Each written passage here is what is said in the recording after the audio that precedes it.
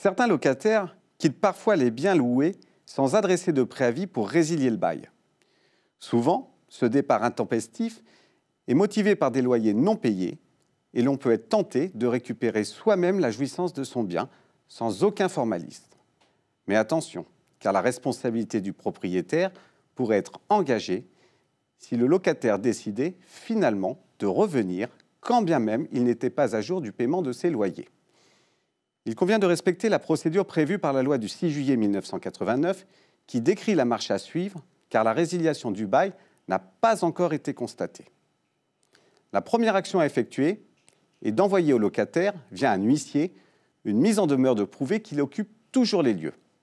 Le but est de prouver s'il y a eu départ du locataire du logement.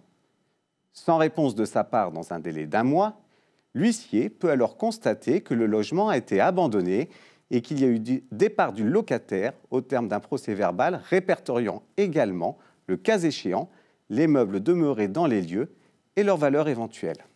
Attention, ce procès-verbal attestant de l'abandon ne suffit toutefois pas pour reprendre le logement dont le bail se poursuit.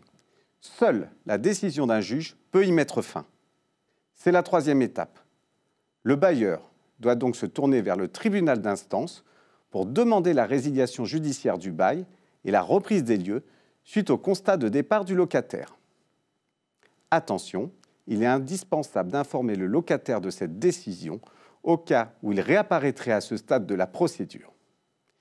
Si tel est le cas, l'ordonnance l'informe de ses droits à contester cette résiliation du bail et des démarches à effectuer.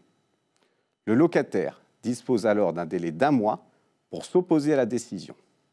Sans nouvelles du locataire, et une fois la résiliation effective, les meubles et autres biens laissés dans le logement peuvent être vendus aux enchères sur autorisation du juge.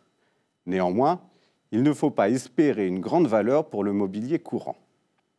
En parallèle de la procédure de récupération des lieux, le bailleur doit aussi demander auprès du tribunal d'instance la récupération des impayés, le cas échéant.